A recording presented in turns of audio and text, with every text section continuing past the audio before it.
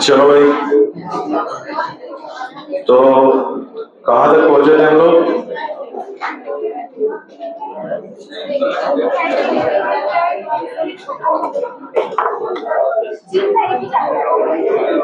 Gene therapy चालू करनी है।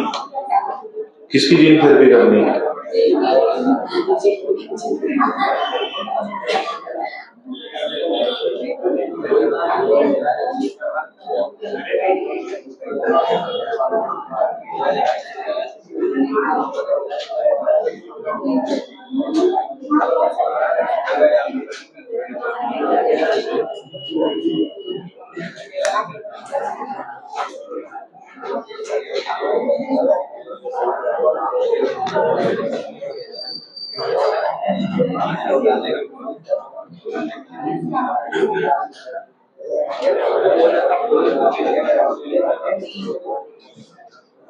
चलो भाई,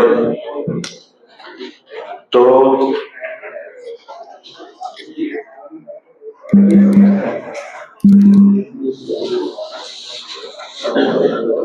हम लोग बायोटेक्नोलॉजी पढ़ रहे थे और बायोटेक्नोलॉजी में कहां तक पहुंच गए थे?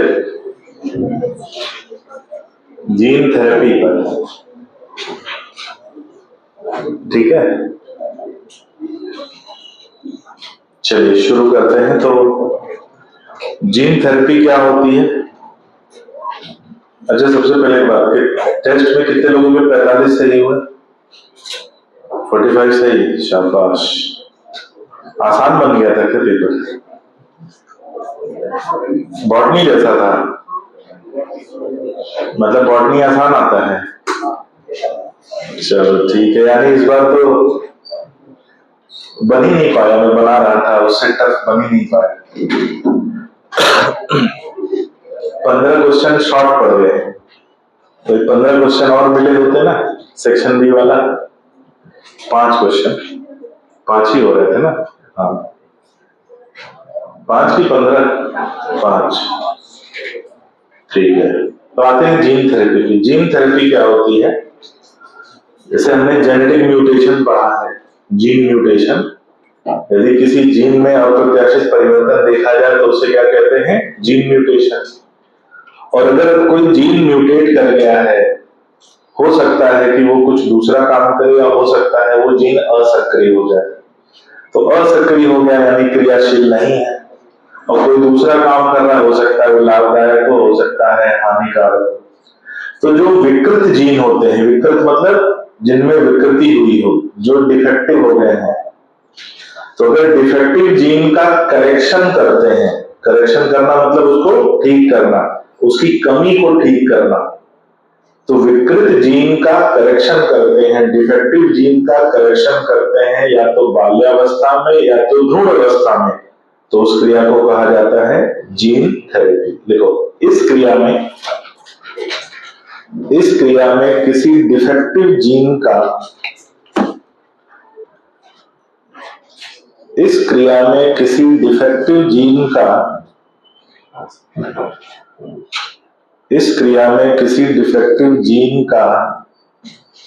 शिशु अवस्था या भ्रूण अवस्था में, किसी डिफेक्टिव जीन का शिशु अवस्था या भ्रूण अवस्था में करेक्शन किया जाता है,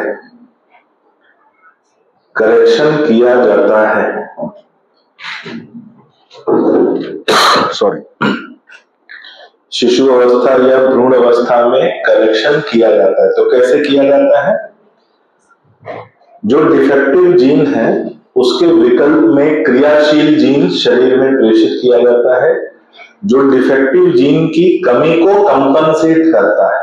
क्या करता है? कंपनसेट, उसकी कमी को पूरा करता है। तो देखो, इस क्रिया में एक क्रियाशील जीन शरीर में प्रेषित किया जाता है, जो डिफेक्टिव जीन के कार्य जो डिफेक्टिव जीन के कार्य को कंपनसेट करता है, जो डिफेक्टिव जीन के कार्य को कंपनसेट करता है, यानी एक डिफेक्टिव जीन है जो कार्य नहीं कर रहा है, उससे बनने वाला प्रोटीन नहीं बन रहा है, तो एक क्रियाशील जीन को शरीर में भेज दिया और जिससे वो डिफेक्टिव जीन का कार्य कंपनसेट हो गया। अब कार्य कंपनसेट हुआ है तो एक अनुवांशिक रोग का उपचार हुआ है। किसका? अगला पॉइंट लिखो, इससे अनुवांशिक रोग का उपचार किया जा सकता है। इससे अनुवांशिक रोग का उपचार किया जा सकता है। इससे अनुवांशिक रोग का उपचार किया जा सकता है।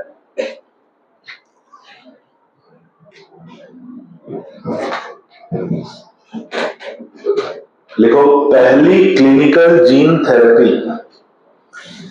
पहली क्लिनिकल जीन थेरेपी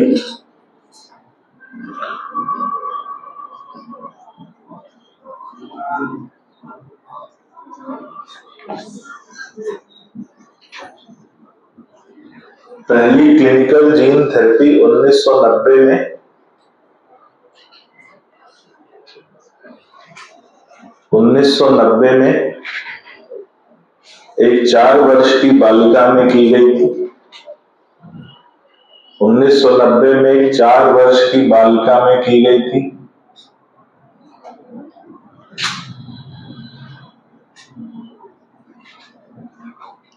जिसमें एडीए डेफिशिएंसी,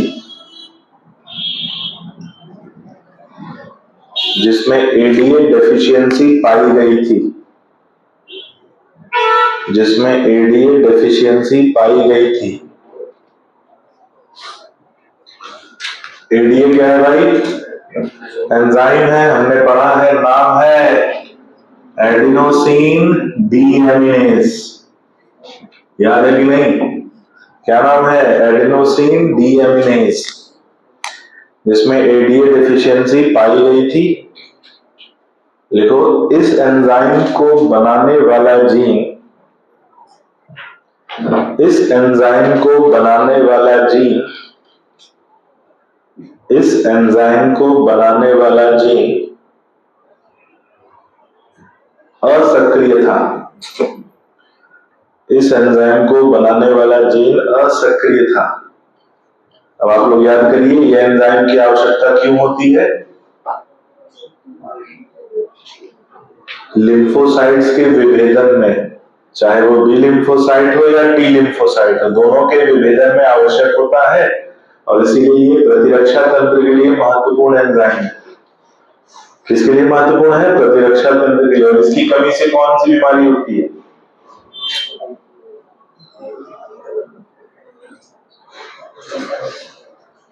प्रतिरक्षा संबंधी रोग पढ़े थे ह्यूमन हेल्थ एंड डिजीजेज में। 3 प्रकार के रोग थे, एक थे एलर्जी रोग, एक ऑटोइम्यून डिसऑर्डर और दूसरा इम्यूनोडेफिशिएंसी। इम्यूनोडेफिशिएंसी में हमने एक नाम पढ़ा था, एससीआईडी, सीवियर कंबाइंड इम्यूनोडेफिशिएंसी। किसकी कमी से हुआ था? एडीए। याद आया? हाँ, नहीं याद आया तो हाँ, उसमें नाम नहीं लिखे थे? एकदम लिखे थे, नाम याद नहीं आ रहा था। ठीक है, तो लिखो, ये एंजाइम लिम्फोसाइट्स के विभेदन में आवश्यक है। ये एंजाइम लिम्फोसाइट्स के विभेदन में आवश्यक है। ये एंजाइम लिम्फोसाइट्स के विभेदन में आवश्यक है तथा सीएमआई और एएमआई के लिए महत्वपूर्ण है, तथा सीएमआई और एएमआई के लिए महत्वपूर्ण है। सीएमआई और एएमआई के लिए महत्वपूर्ण है। अगला पॉइंट, इसकी कमी से प्रतिरक्षा तंत्र कमजोर हो जाता है। इसकी कमी से प्रतिरक्षा तंत्र कमजोर हो जाता है। वही पुरानी बात मैं यहां दोहरा रहा हूं, इसकी कमी से प्रतिरक्षा तंत्र कमजोर हो जाता है।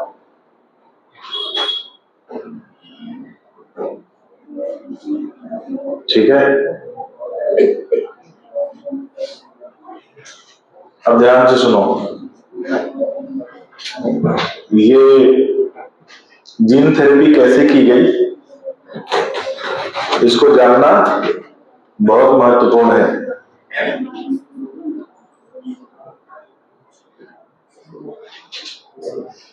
लिखो कि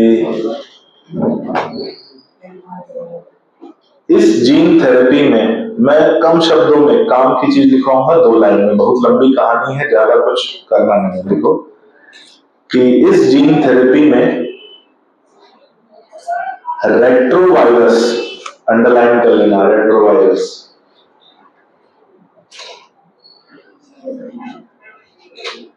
इस जीन थेरेपी में रेट्रोवायरस, ब्रैकेट में लिखोगे वेक्टर,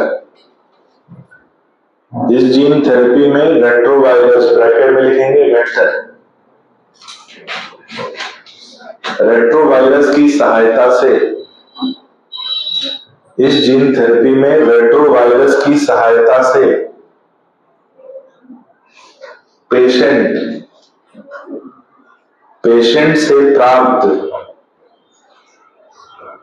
पेशेंट से प्राप्त लिम्फोसाइट में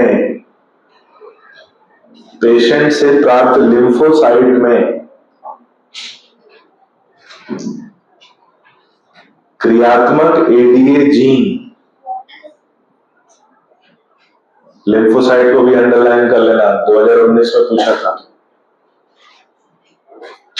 19 में नहीं 21 में पूछा था, है ना, 2021 में आया हुआ कि किस कोशिका पे किया गया था। तो पेशेंट से प्राप्त लिम्फोसाइट में क्रियात्मक एडीए जीन प्रेषित किया गया था, क्रियात्मक एडीए जीन प्रेषित किया गया था और एंजाइम का स्राव पाया गया, क्रियात्मक एडीए जीन प्रेषित किया गया था और एंजाइम का स्राव पाया गया,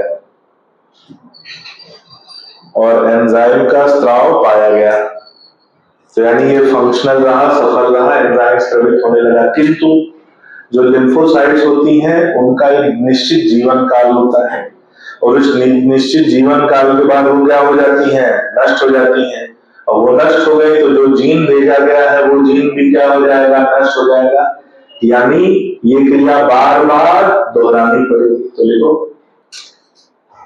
कि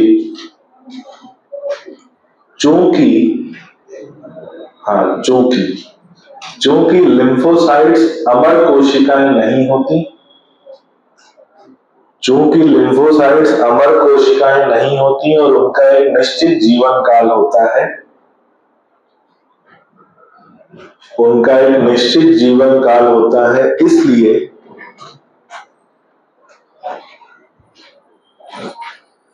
इसलिए इस क्रिया को बार बार दोहराने की आवश्यकता, इसलिए इस क्रिया को बार बार दोहराने की आवश्यकता पड़ती है, इस क्रिया को बार बार दोहराने की आवश्यकता पड़ती है। तो अब एक इलाज ये भी तो हो सकता है कि जीन शरीर में डालने से बढ़िया है एंजाइम को ही इंजेक्ट कर दो, क्या इंजेक्ट कर दो, एंजाइम, लेकिन वो भी बार बार करना पड़ेगा। तो देखो एक विकल्प के रूप में, अगला पॉइंट, एक विकल्प के रूप में enzyme replacement therapy, enzyme replacement therapy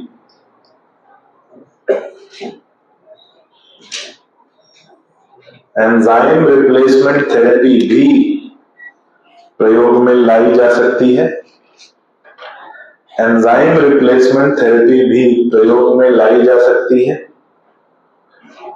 enzyme replacement therapy भी प्रयोग में लाई जा सकती है, किंतु इसे भी बार बार दोहराना पड़ेगा, किंतु इसे भी बार बार दोहराना पड़ेगा।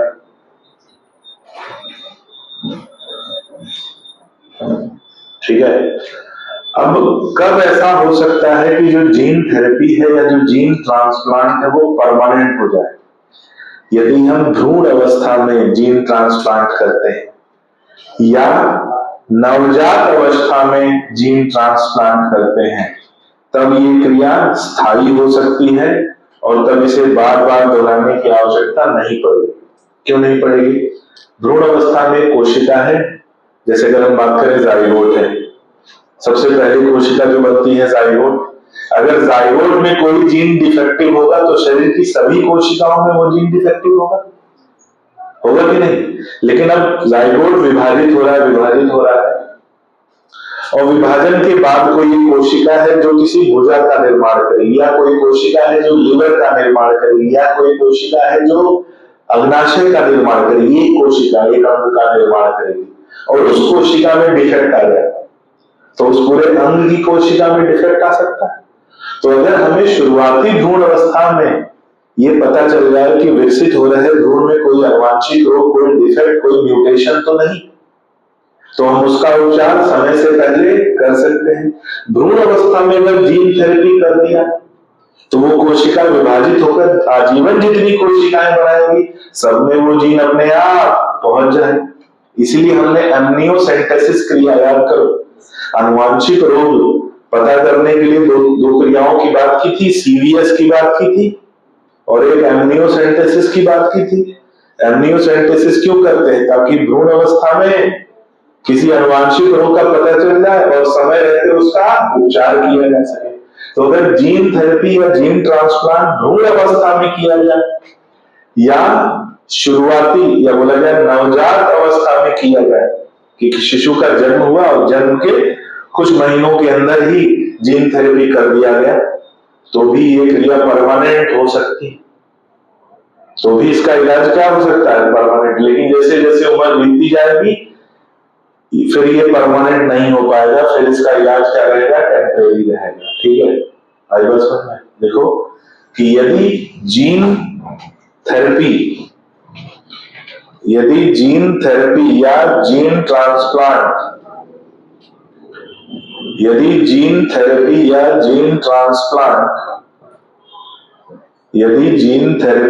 जीन ट्रांसप्लांट भ्रूण अवस्था या नवजात अवस्था में किया जाए, यदि जीन थेरेपी या जीन ट्रांसप्लांट भ्रूण अवस्था या नवजात अवस्था में किया जाए, भ्रूण अवस्था या नवजात अवस्था में किया जाए तो ये उपचार स्थायी हो सकता है,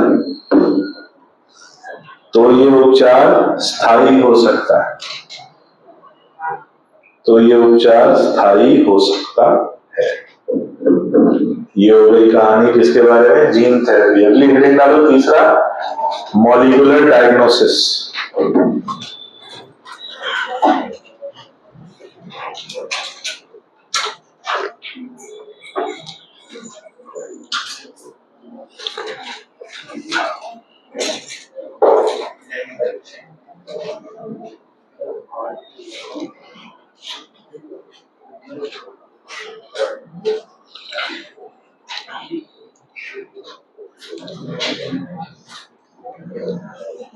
मुझे एक बात समझ में आई कि जैसे अपना सिलेबस खत्म होगा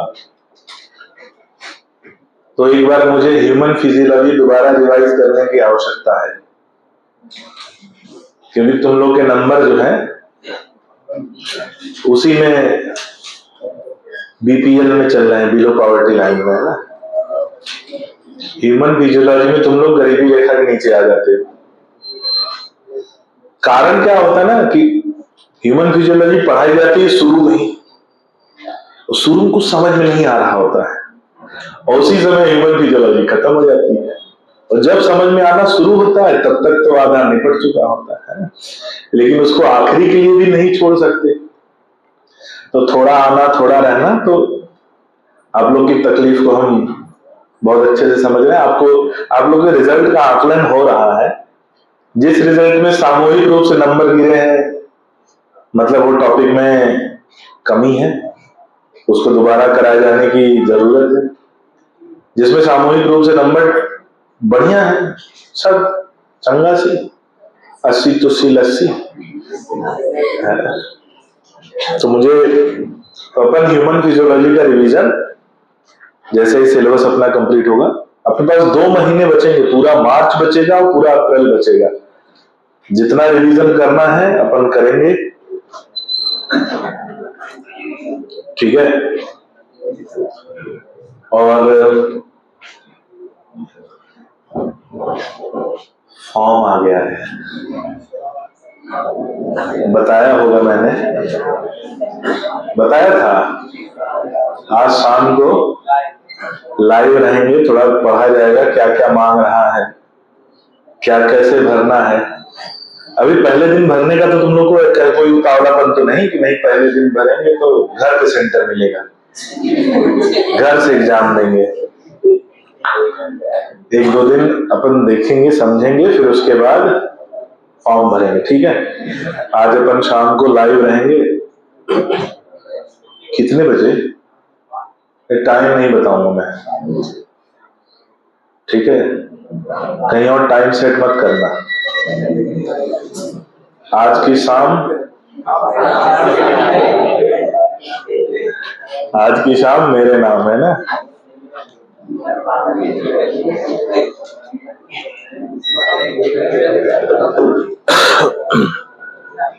तो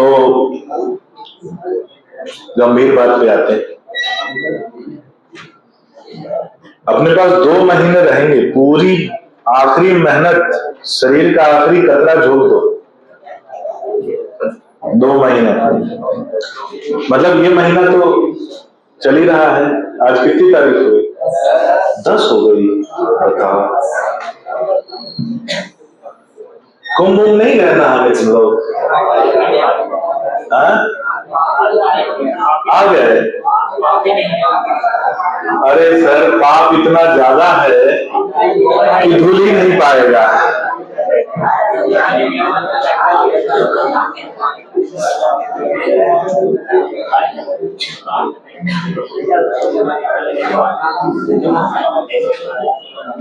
हाँ,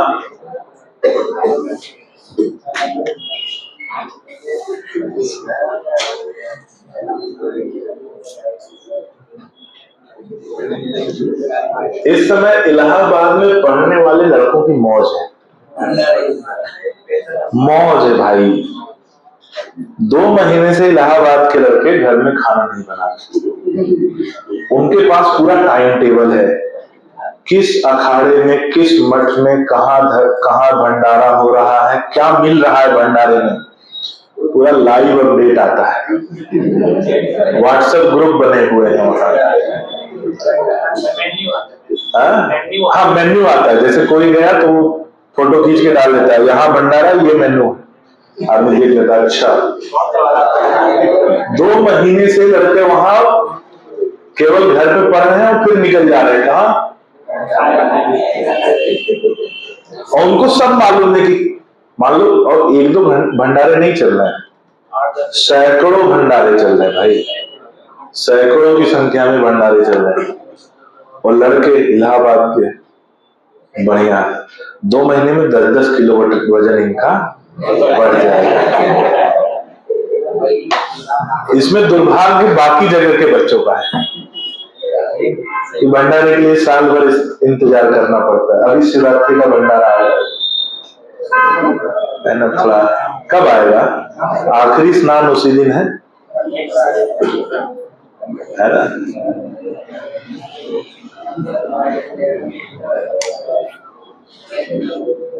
अभी तो गांवों पे पूजा वूजा चल रही होगी, यज्ञ वज्ञ चल रहा होगा। इस साल यज्ञ वज्ञ नहीं हो रहा गांव पे?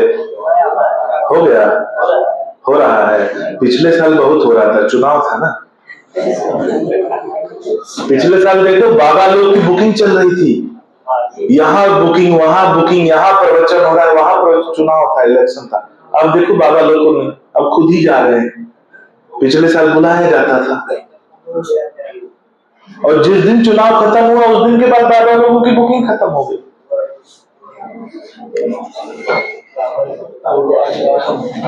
बाकी तो तुम समझदार हो, बाकी तो समझ तो गई होगी है ना। चलो आगे बढ़ते हैं हम लोग। मॉलिक्यूलर डायग्नोसिस, जैसे मान लो सामान्यतः हम लोग कैसे पता चलता है कि हमारी तबीयत खराब है? कोई लक्षण आता है, कोई लक्षण उत्पन्न होता है तो हमें पता चलता है कि हमारी तबीयत खराब है।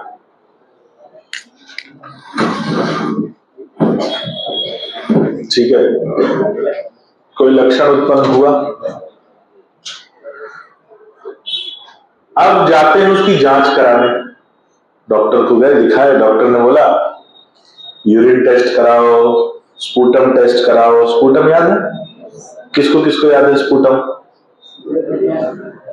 स्पूटम किसको किसको याद है? अभी जिसको याद है स्पूटम हाथ ऊपर करो। हाँ बेटा बता। सुबह का पहला कफ। वेरी गुड, शाबाश। तो भैया तुम लोग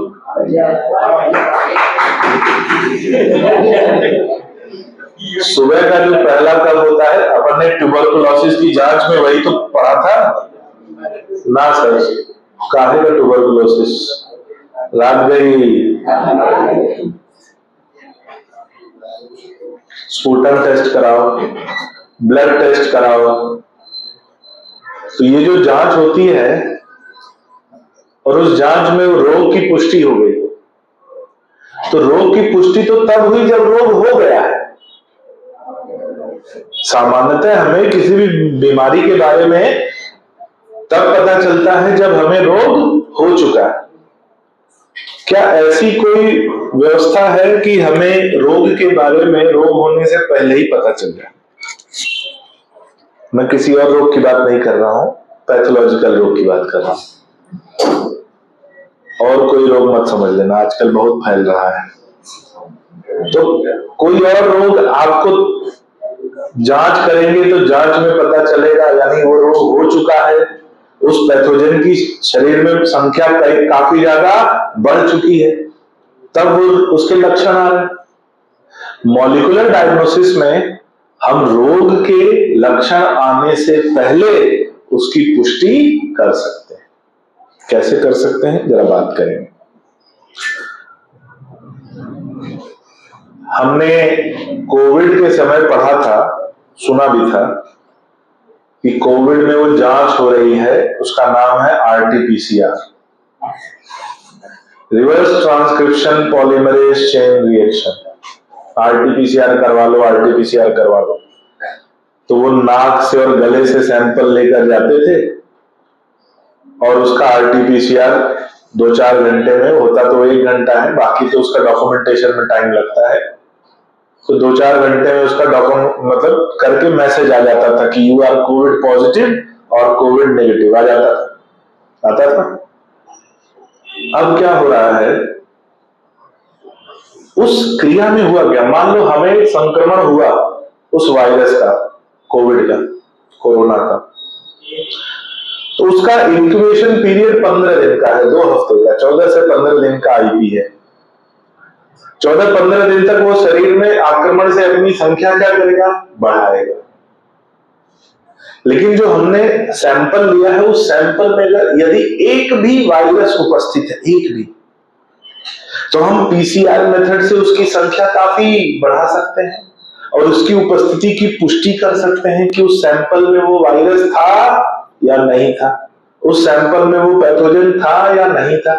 जो पैथोजन 15 दिन बाद अपनी संख्या बढ़ाकर हमारे शरीर में लक्षणों के रूप में रोग का कारण बनेगा, उसकी संख्या हम कुछ घंटों में ही बढ़ाकर इस बात की पुष्टि कर सकते हैं कि वो वायरस शरीर में है या नहीं। तो अगर मान लो पुष्टि हो गई, अब वो बीमारी आपको होने वाली है, हो रही है, और उसका लक्षण आएगा 15 दिन बाद या 14 दिन बाद, 10 दिन बाद, 1 हफ्ते बाद। अभी आप स्वस्थ हो लेकिन पैथोजन आपके शरीर में। मॉलिक्यूलर डायग्नोसिस से आपने पता कर लिया, मॉलिक्यूलर डायग्नोसिस से आपने पता कर लिया, अब समय रहते आप अपना इलाज शुरू कर सकते हो। तो हो सकता है कि उस बीमारी के होने से पहले ही आपका इलाज हो जाए, या उस बीमारी के लक्षण उतने खतरनाक ना हो जितने की सामान्य रूप से होते हैं। आई बात सुनिए। तो यहां सहायता करता है कौन? Molecular diagnosis. तो लिखो कि सामान्य जांच में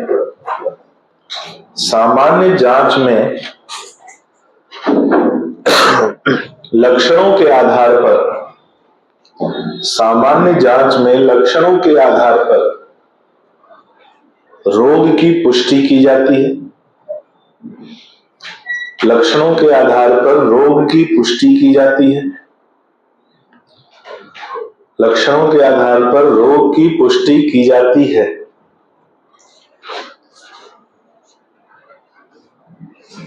तथा यूरिन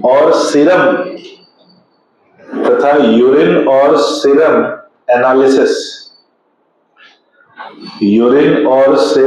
एनालिसिस से इसकी पुष्टि होती है।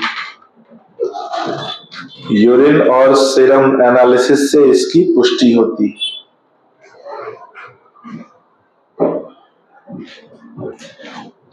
किंतु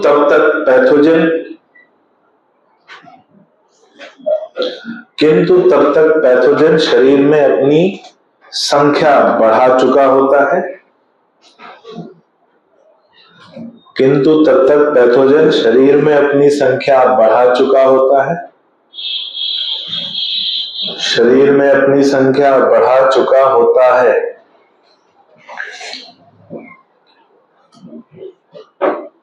अगला पॉइंट,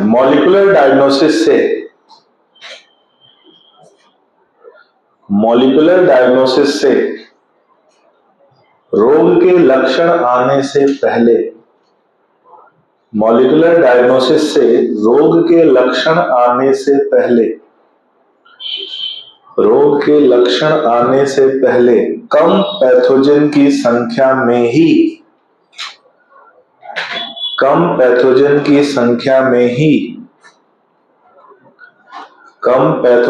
संख्या में ही उसकी पुष्टि हो सकती है। कम पैथोजन संख्या में ही उसकी पुष्टि हो सकती है। उदाहरण पीसीआर, एलाइजा इत्यादि द्वारा। उदाहरण पीसीआर, एलाइजा इत्यादि द्वारा।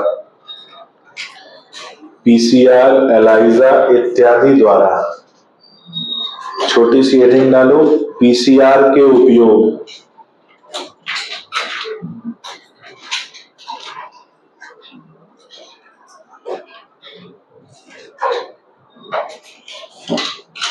पीसीआर के उपयोग पहला लिखो, एड्स संभावित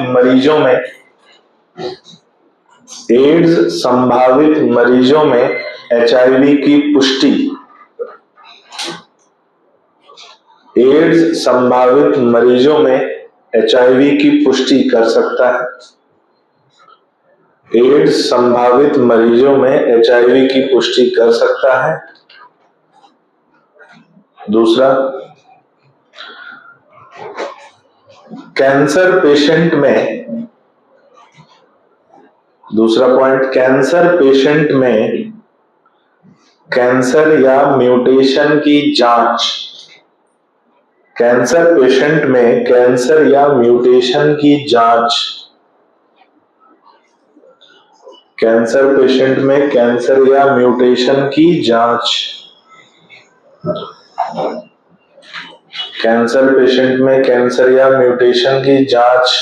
आ जाओ। तीसरा, इसका उपयोग कई आनुवांशिक रोगों की जांच में भी किया जाता है।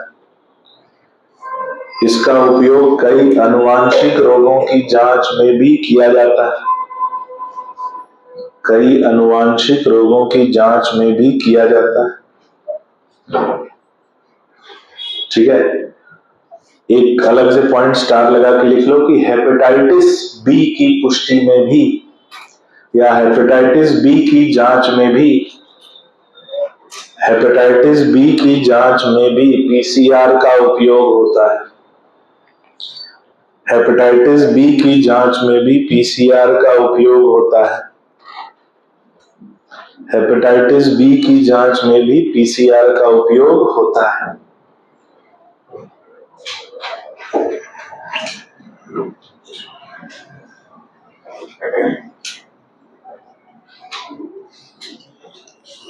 छोटी सी हेडिंग डालो, कैंसर डिटेक्शन। छोटी सी हेडिंग डालो, कैंसर डिटेक्शन। मान लो हमें पता करना है कि किसी क्रोमोसोम में या किसी व्यक्ति में कैंसर है या नहीं, ठीक है। तो कैंसर होना एक तरह का आनुवंशिक परिवर्तन है और कैंसर होना भी एक तरह का म्यूटेशन है। तो अगर हम कैंसर की जांच करेंगे तो हम म्यूटेशन की भी जांच कर सकते हैं। अगर हम ये पता कर लें कि किसी क्रोमोसोम में कहीं म्यूटेशन हुआ है, किसी डीएनए में कहीं म्यूटेशन हुआ है, तो वो म्यूटेशन की भी जांच हो सकती है और उस म्यूटेशन से यदि कैंसर हो रहा है तो वो कैंसर की भी जांच हो सकती है। हम मान रहे हैं कि हमारे पास एक क्रोमोसोम है या डीएनए है, दोनों एक ही बात हो सकती है, और उस क्रोमोसोम में एक भाग ऐसा है जिस भाग में म्यूटेशन हुआ है। अब इस म्यूटेशन की वजह से कोई आनुवंशिक रोग भी हो सकता है या इस म्यूटेशन की वजह से कैंसर भी हो सकता है। अब हमें इस क्रोमोसोम, इस डीएनए की जानकारी है कि ये कौन सा क्रोमोसोम है, कौन सा डीएनए है और इस डीएनए पे कौन से जीन पाए जाते हैं। ये हमें कहां से पता चला है? ह्यूमन जीनोम प्रोजेक्ट से। ह्यूमन जीनोम प्रोजेक्ट आपने नाम सुना होगा कि किसी भी प्रजाति के जीनोम की मैपिंग की जाती है, उसमें कितने जीन उपस्थित हैं और हर जीन का जो बेस सीक्वेंस है उस पूरी जानकारी को प्राप्त किया जाता है। तो ये इसी की मदद लेंगे। हमें पता चल गया ह्यूमन जीनोम प्रोजेक्ट से कि ये कौन सा क्रोमोसोम है और कौन सा जीन है।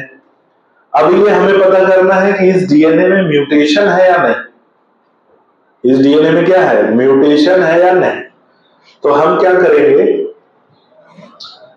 कि ह्यूमन जीनोम प्रोजेक्ट से हम नॉर्मल जीन, कौन सा? नॉर्मल जीन, ठीक है, नॉर्मल जीन प्रिपेयर कराएंगे, यानी नॉर्मल जीन का निर्माण कराएंगे और ऐसा निर्माण कराएंगे कि वो जीन में जो न्यूक्लियोटाइड लगे हों वो न्यूक्लियोटाइड कैसे हो? Radio active.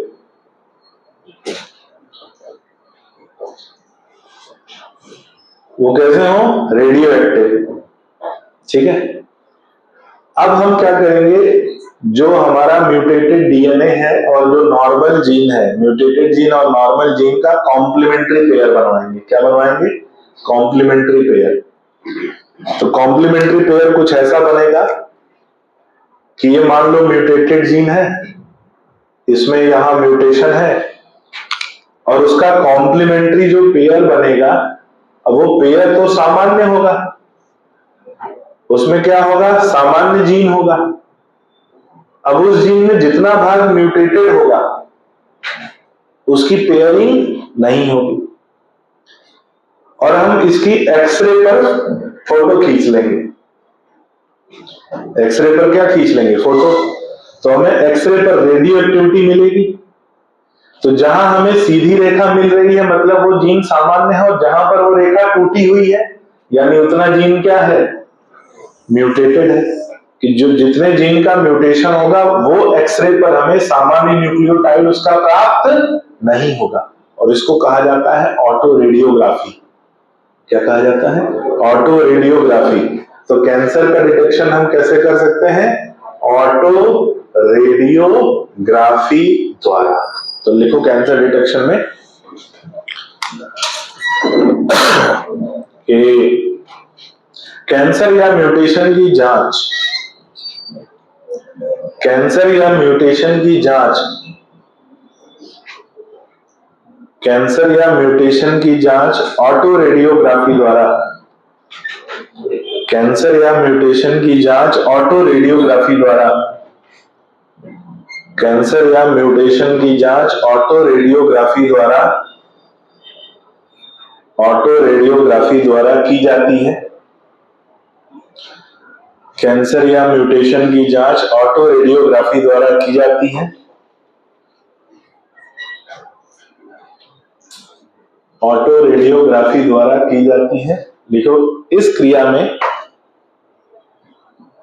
हम म्यूटेटेड जीन का एक कॉम्प्लीमेंट्री स्ट्रैंड, इस क्रिया में हम म्यूटेटेड जीन का एक कॉम्प्लीमेंट्री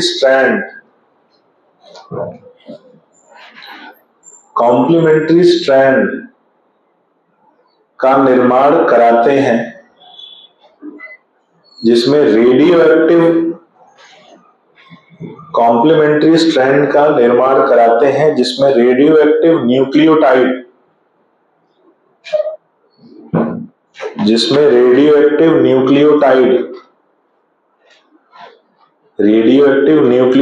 उपस्थित होते हैं।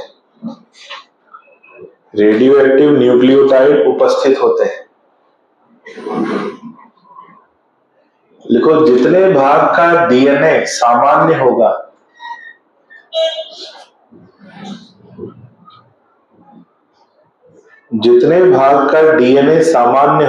एक्सरे फिल्म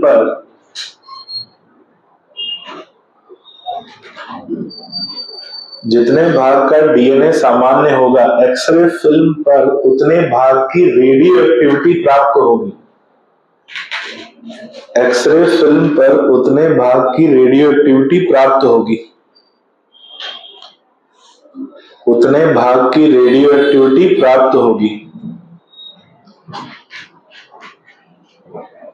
तथा जो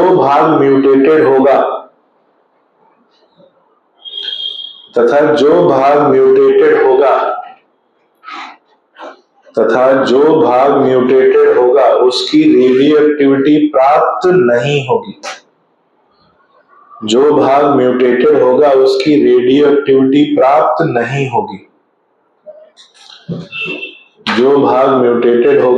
रेडियो एक्टिविटी प्राप्त नहीं होगी। जो म्यूटेशन की पुष्टि करेगा।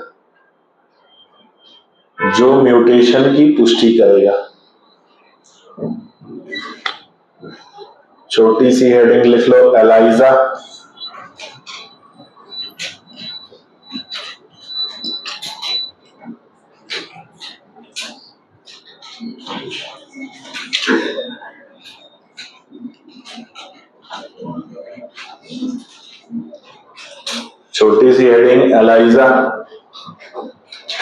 लिखो, ये एंटीजन एंटीबॉडी रिएक्शन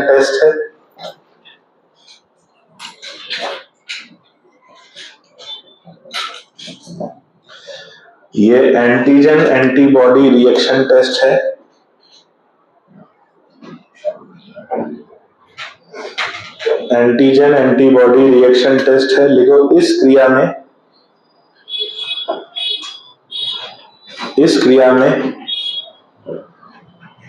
एक ज्ञात एंटीबॉडी द्वारा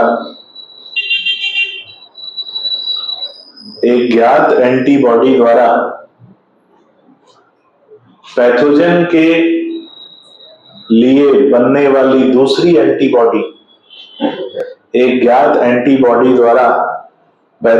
के लिए बनने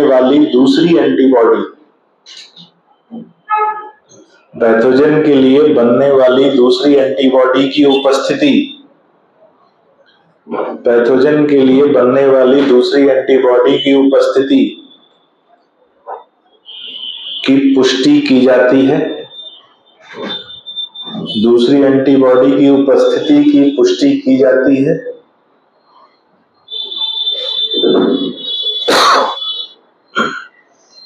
जिससे ज्ञात होता है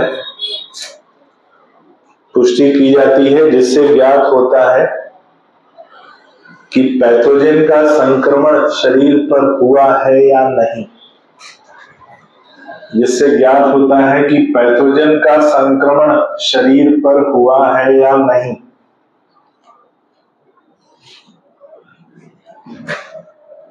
और अगला पॉइंट लिखो, ये पैथोजन की उपस्थिति की पुष्टि नहीं करता है। ये नहीं बताता कि पैथोजन शरीर में है या नहीं। ये बताता है कि पैथोजन शरीर में आया था तो उसके लिए एंटीबॉडी बनी है या नहीं, और अगर एंटीबॉडी बनी है तो मतलब शरीर में पैथोजन आया था। अब आज भी वो है या नहीं, ये बात एलाइजा से पता नहीं चली। हो सकता है पैथोजन आया हो, एंटीबॉडी बनी हो, प्रतिरक्षा तंत्र ने पैथोजन को नष्ट कर दिया, लेकिन अभी भी क्या होगा, एंटीबॉडी शरीर में होगी। इसलिए ये क्या नहीं होता, कंफर्मेटरी टेस्ट। ठीक है, ये कंफर्मेटरी टेस्ट नहीं माना जाता। तो लिख लो, इसलिए एलाइजा को कंफर्मेटरी टेस्ट, इसलिए एलाइजा को कंफर्मेटरी टेस्ट नहीं माना जाता। इसलिए एलाइजा को कंफर्मेटरी टेस्ट नहीं माना जाता। इसलिए एलाइजा को कंफर्मेटरी टेस्ट नहीं माना जाता। पीसीआर को माना जाएगा, हाँ भाई माना जाएगा, वो डीएनए की खोज करता। पीसीआर को माना जाएगा, एलाइजा को नहीं माना जाएगा, क्योंकि ये एंटीबॉडी खोजता है, पैथोजन नहीं खोजता। ठीक है,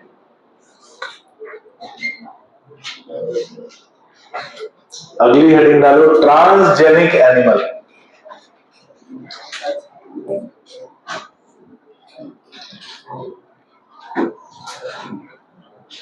ट्रांसजेनिक एनिमल्स। इस संडे को बायोटेक आने वाला है।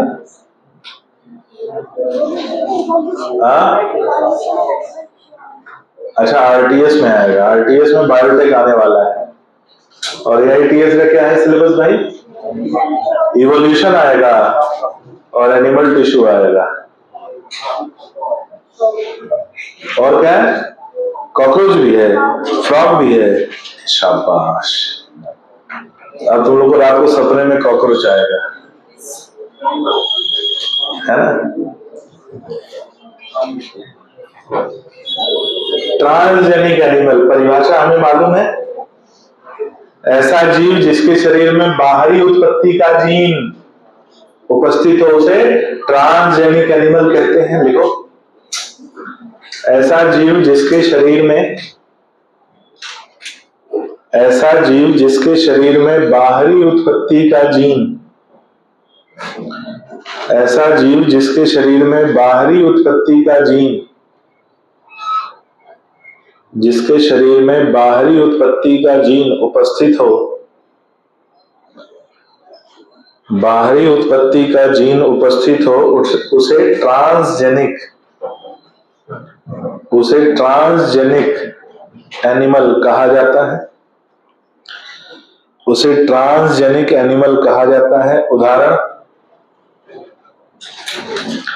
उदाहरण ट्रांसजेनिक खरगोश। ये उदाहरण 2005 के हैं भाई, उसके बाद और भी ट्रांसजेनिक एनिमल बनाए गए होंगे, लेकिन 2005 से पहले लिखो ट्रांसजेनिक खरगोश, ट्रांसजेनिक खरगोश कॉमा चूहे कॉमा सुअर, चूहे कॉमा सुअर कॉमा गाय, भेड़ एवं मछलियां। गाय, भेड़ एवं मछलियां। कितने हो गए उदाहरण? 6 हैं भैया, 6 ही हैं, 5 नहीं, 7 नहीं, 6 ही उदाहरण हैं। 5 हो रहे हैं।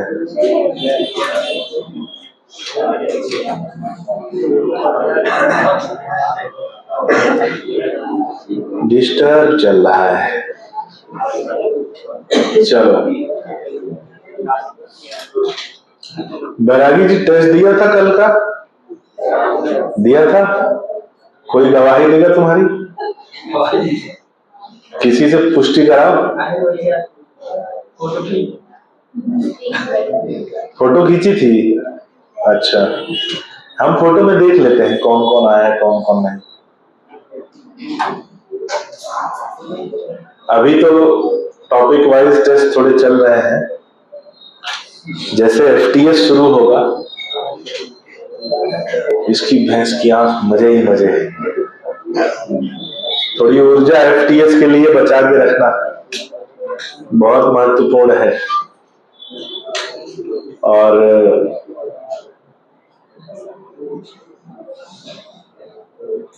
पूरी इंफॉर्मेशन भी आ गई है एग्जाम की, तो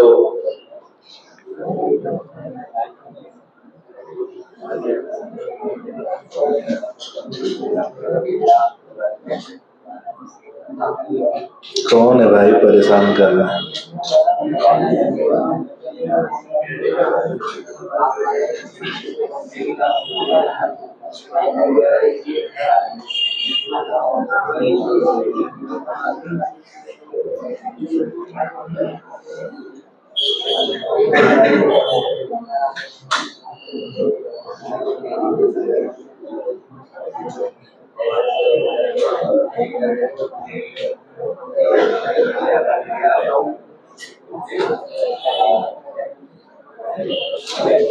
लिखो,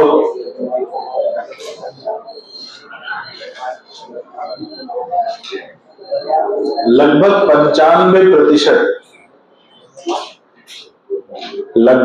95% ट्रांसजेनिक एनिमल्स की संख्या, लगभग 95% ट्रांसजेनिक एनिमल्स की संख्या चूहों की पाई जाती है।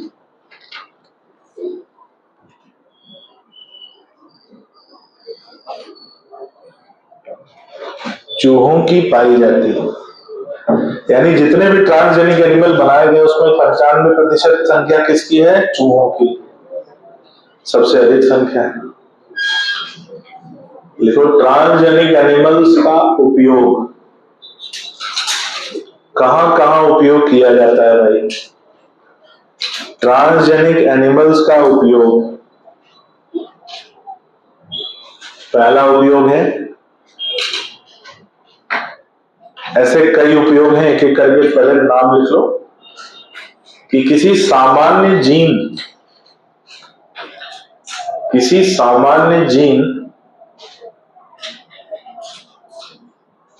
के कार्य तथा वृद्धि पर प्रभाव के अध्ययन में, किसी सामान्य जीन के कार्य तथा वृद्धि पर प्रभाव के अध्ययन में, कि कोई सामान्य जीन जो है शरीर पर कार्य कैसे करता है और उसके वृद्धि पर क्या प्रभाव पाया जाता है, उस प्रभाव के अध्ययन करने में उपयोग करते हैं ट्रांसजेनिक एनिमल्स को। नंबर 2,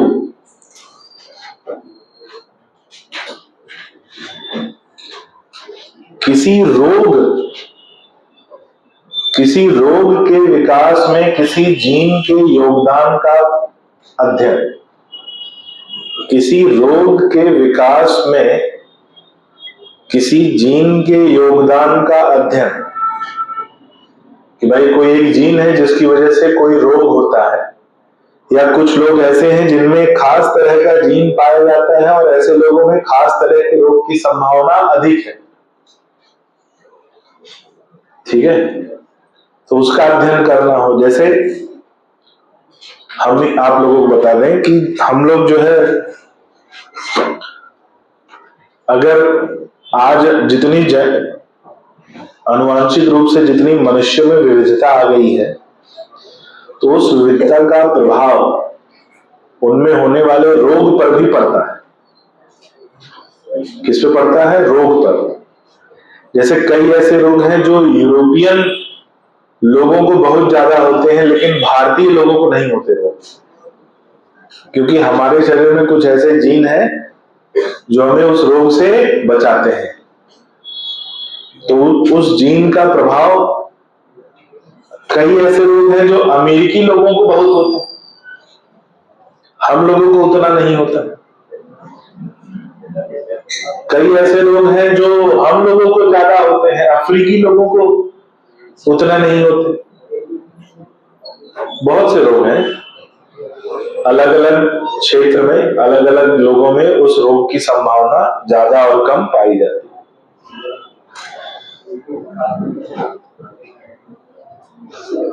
उसमें मौसम भी कारण हो सकता है, वातावरण जलवायु भी कारण हो सकती है, उस जलवायु की वजह से आनुवांशिक जो विविधता आ रही है वो भी कारण हो सकता है। तो इसलिए ट्रांसजेनिक एनिमल्स का उपयोग किया जाता है उस जीन के अध्ययन के लिए जिसकी वजह से कोई रोग विकसित हो रहा हो। तीसरा लिखो, तीसरा है कि किसी जैविक उत्पाद को प्राप्त करने में, किसी जैविक उत्पाद को प्राप्त करने में, किसी जैविक उत्पाद को प्राप्त करने में। चौथा लिखो, वैक्सीन की सुरक्षा जांच में, वैक्सीन की सुरक्षा जांच में, वैक्सीन की सुरक्षा जांच में। और कितने हो गए? 4 हो गए, 4 पॉइंट हो गए। पांचवा लिखो, किसी रसायन की सुरक्षा जांच में,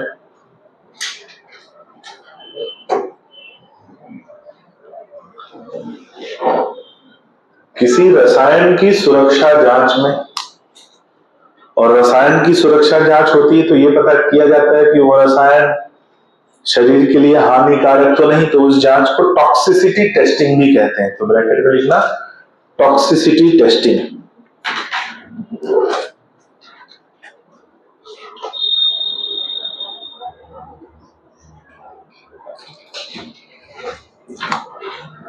अब पहली हेडिंग डाल दो, पांचों पॉइंट में पहली हेडिंग।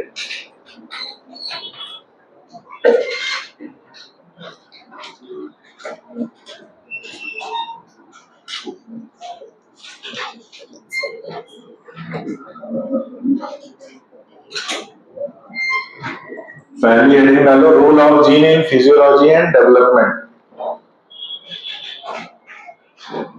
किसी जीन का कार्य और वृद्धि पर पड़ने वाले प्रभाव का अध्ययन करने में।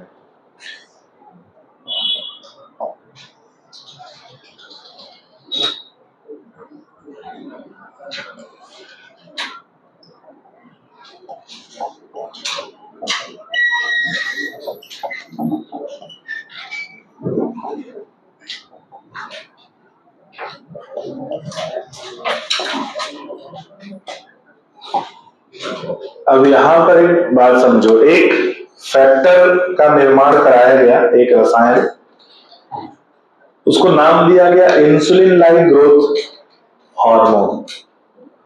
वो रसायन कुछ लोगों में इंसुलिन की तरह काम कर रहा है, कुछ लोगों में ग्रोथ हार्मोन की तरह काम कर रहा है। केमिकल एक ही है, किसी किसी में वो इंसुलिन का प्रभाव कर रहा है, किसी किसी में वो ग्रोथ हार्मोन का प्रभाव कर रहा है, इसलिए उसे नाम दिया गया इंसुलिन लाइक ग्रोथ हार्मोन। तो इसका अध्ययन कि किस लोगों में, कितने लोगों में या किस प्रकार के लोगों में ये इंसुलिन की तरह काम करेगा और किस प्रकार के लोगों में ये ग्रोथ हार्मोन की तरह काम करेगा। एक खास जीन जिनमें उपस्थित होगा उनमें ये इंसुलिन की तरह काम करेगा, एक खास जीन जिनमें उपस्थित होगा उनमें ये ग्रोथ हार्मोन की तरह काम करेगा। तो इसके अध्ययन में भी किसका इस्तेमाल किया गया है? ट्रांसजेनिक एनिमल्स का। लिखो कि कॉम्प्लेक्स फैक्टर जैसे, कॉम्प्लेक्स फैक्टर जैसे, कॉम्प्लेक्स फैक्टर जैसे insulin like growth hormone, complex factor जैसे इंसुलिन लाइक ग्रोथ हार्मोन के अध्ययन में ट्रांसजेनिक एनिमल्स का उपयोग, के अध्ययन में ट्रांसजेनिक एनिमल्स का उपयोग किया जाता है।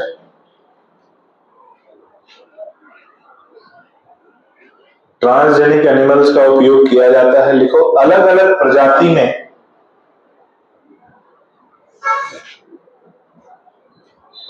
अलग अलग प्रजाति में अलग अलग जीन की उपस्थिति के कारण, अलग अलग प्रजाति में अलग अलग जीन की उपस्थिति के कारण,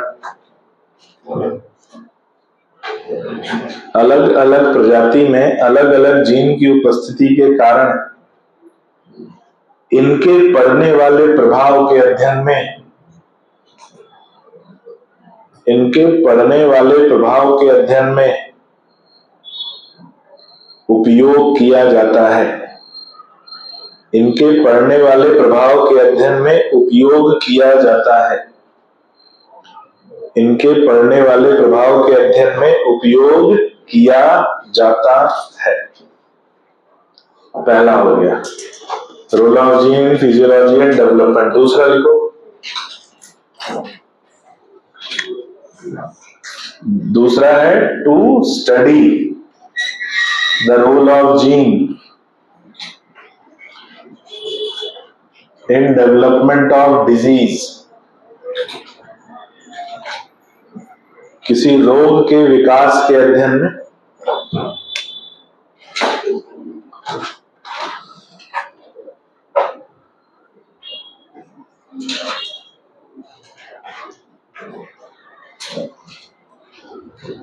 देखो, ट्रांसजेनिक एनिमल्स,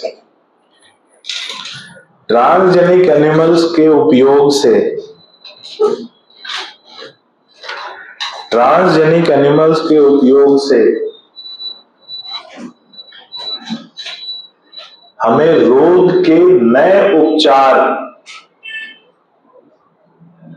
हमें रोग के नए उपचार माध्यम, हमें रोग के नए उपचार माध्यम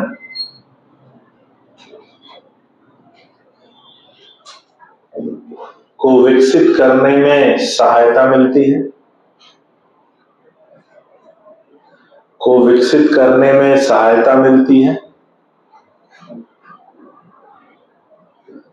अगला पॉइंट, इनके उपयोग से कुछ रोगों का उपचार, इनके उपयोग से कुछ रोगों का उपचार विकसित किया गया है, इनके उपयोग से कुछ रोगों का उपचार विकसित किया गया है, कुछ रोगों का उपचार विकसित किया गया है, जैसे सिस्टिक फाइब्रोसिस, जैसे सिस्टिक फाइब्रोसिस, कैंसर,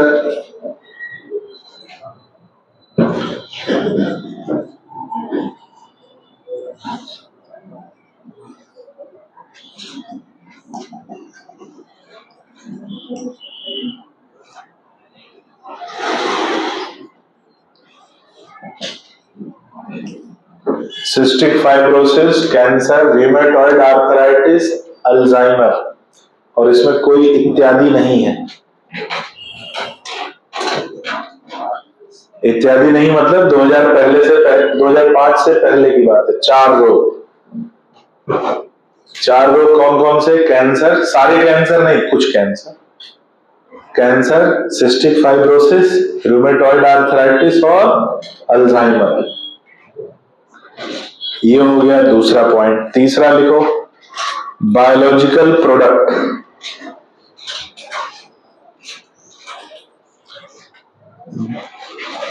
जैविक उत्पाद, बायोलॉजिकल प्रोडक्ट,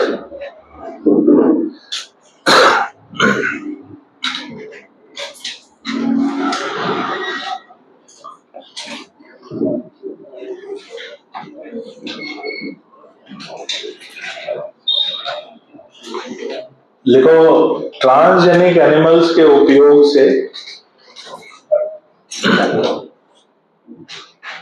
ट्रांसजेनिक एनिमल्स के उपयोग से कुछ जैविक उत्पाद प्राप्त किए गए हैं, जैसे कुछ जैविक उत्पाद प्राप्त किए गए हैं, जैसे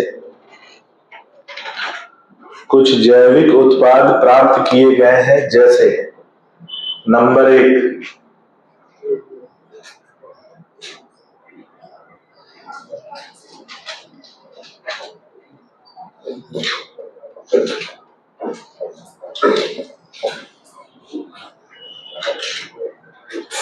नंबर 1 लिखो, अल्फा-1 एंटीट्रिप्सिन, अल्फा-1 एंटीट्रिप्सिन, अल्फा-1 एंटीट्रिप्सिन एक मानव प्रोटीन है। अल्फा-1 एंटीट्रिप्सिन बहुत महत्वपूर्ण उदाहरण है ये। अल्फा-1 एंटीट्रिप्सिन एक मानव प्रोटीन है जिसका निर्माण रिकॉम्बिनेंट डीएनए टेक्नोलॉजी द्वारा मानव प्रोटीन है जिसका निर्माण recombinant DNA technology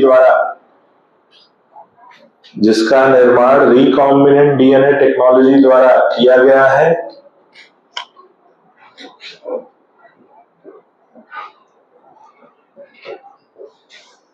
recombinant DNA technology द्वारा किया गया है तथा इसका उपयोग एम्फाइसमा रोग के उपचार में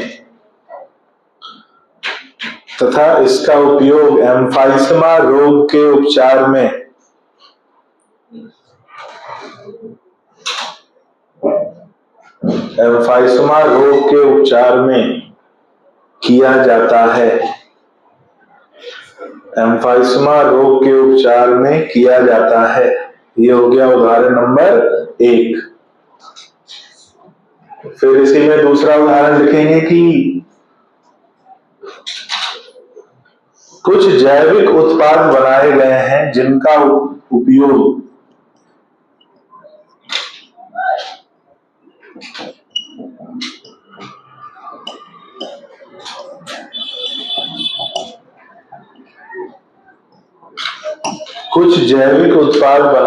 हैं जिनका उपयोग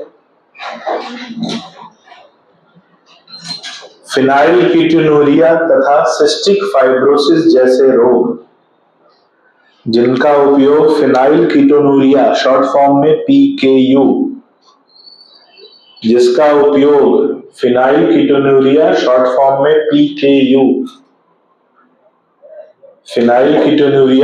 फॉर्म में PKU तथा सिस्टिक फाइब्रोसिस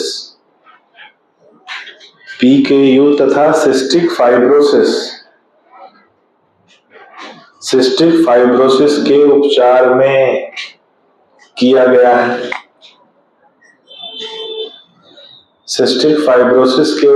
में किया गया है। तीसरा उदाहरण लिखो, बहुत महत्वपूर्ण,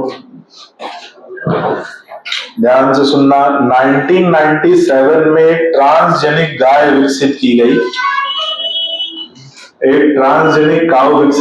जिसको नाम दिया गया रोजी। अब खास बात यह है कि इस ट्रांसजेनिक काऊ का जो मिल्क था, उस मिल्क में एक खास तरह का ह्यूमन प्रोटीन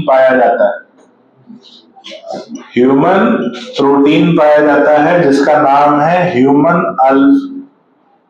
ह्यूमन अल्फा लैक्टलब्यूमिन। क्या नाम है? Human alpha lactalbumin protein. और इस प्रोटीन की मात्रा कितनी पाई जाती है? 2.4 ग्राम पर लीटर।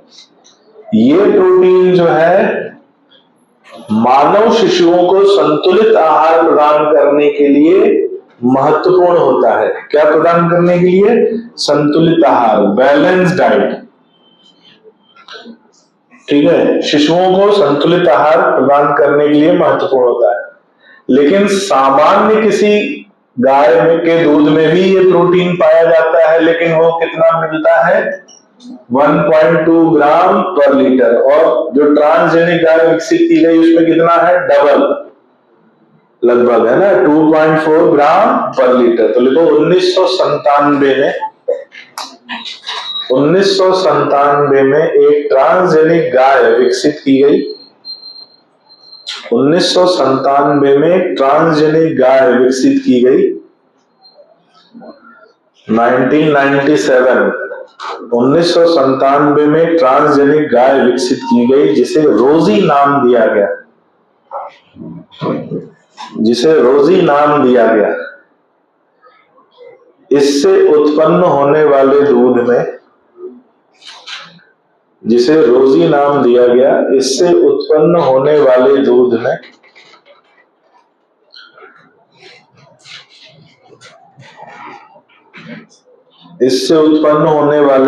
में एक खास मानव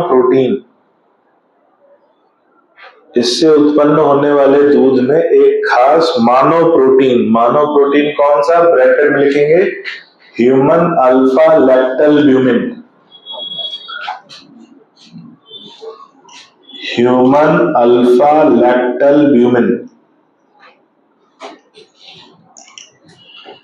ह्यूमन अल्फा लैक्टलब्यूमिन की अधिक मात्रा पाई गई। ह्यूमन अल्फा लैक्टलब्यूमिन की अधिक मात्रा पाई गई, ब्रैकेट में 2.4 ग्राम पर लीटर। अधिक मात्रा पाई गई 2.4 ग्राम पर लीटर। 2.4 ग्राम पर लीटर। लिखो, ये प्रोटीन शिशुओं को संतुलित आहार प्रदान करने में, ये प्रोटीन शिशुओं को संतुलित आहार प्रदान करने में, ये प्रोटीन शिशुओं को संतुलित आहार प्रदान करने में आवश्यक होता है। शिशुओं को संतुलित आहार प्रदान करने में आवश्यक होता है। अगला पॉइंट, सामान्य गाय में ये प्रोटीन, सामान्य गाय में ये प्रोटीन 1.2 ग्राम प्रति लीटर,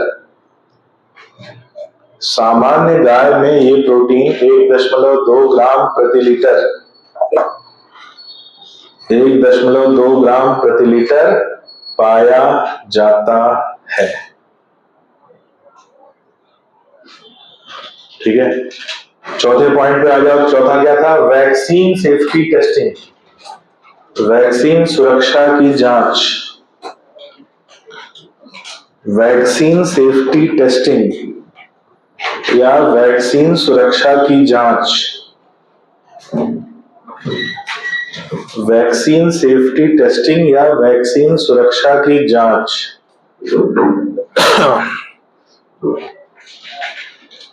ठीक है, तो भाई वैक्सीन की जांच के पहले क्रम में, यानी पहला जो क्रम होता है जांच का, उसमें ट्रांसजेनिक चूहों का उपयोग किया जाता है, और यदि वो सफल हो जाए तो अगले क्रम में, यानी अगले लेवल पे बंदरों के ऊपर वैक्सीन की सुरक्षा जांच का उपयोग यानी प्रयोग किया जाता है। तो लिखो कि वैक्सीन की सुरक्षा जांच के पहले क्रम में,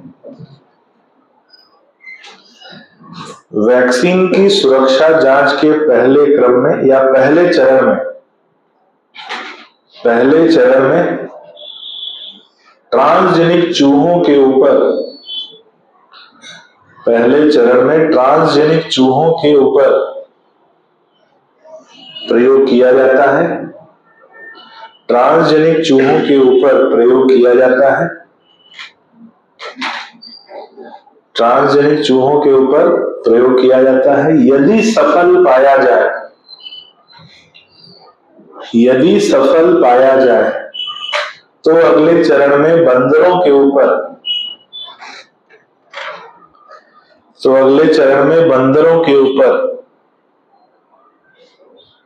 वैक्सीन की सुरक्षा जांच का प्रयोग किया जाता है।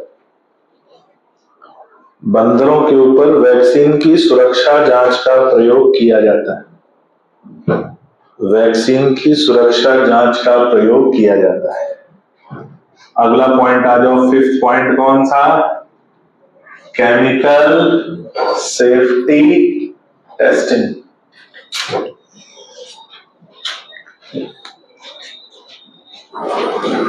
Chemical safety testing. तो देखो, कई प्रकार के ट्रांसजेनिक जीव, सुनो पहले क्या होता है।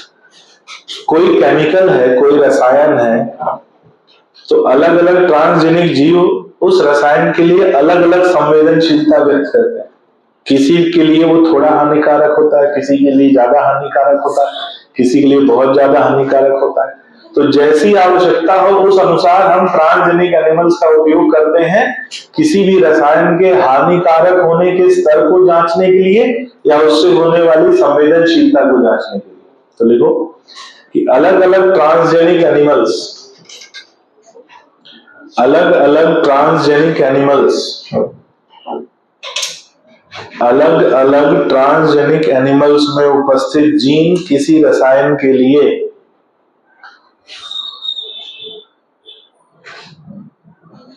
ट्रांसजेनिक एनिमल्स में उपस्थित जीन किसी रसायन के लिए अलग अलग संवेदनशीलता व्यक्त करते हैं, अलग अलग संवेदनशीलता व्यक्त करते हैं, अलग अलग संवेदनशीलता व्यक्त करते हैं, इसलिए उनका उपयोग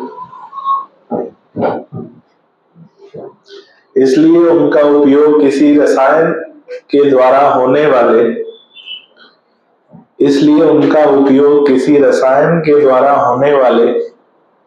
दुष्प्रभाव के अध्ययन में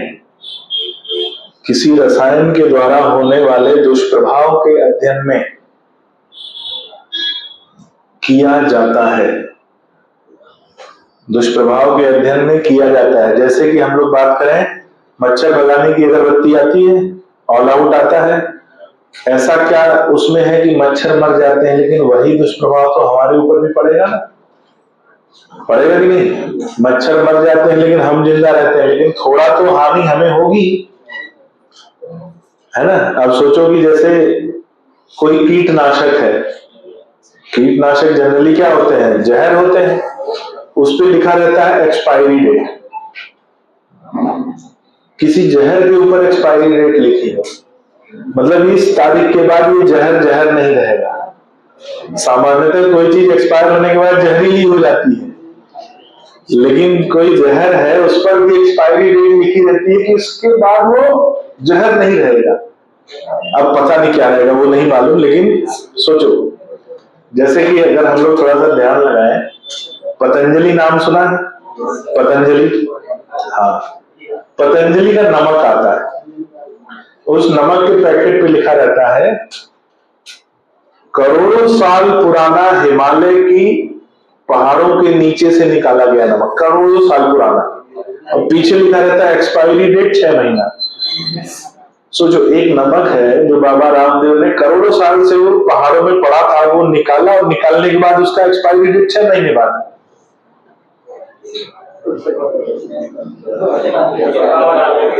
बाकी तुम गए ही हो गए, है ना? तो यहाँ खत्म होता है, अभी नहीं, अभी इसमें एक टॉपिक और बचा है, वो हम लोग अगली क्लास में देखेंगे। आज के लिए इतना काफी।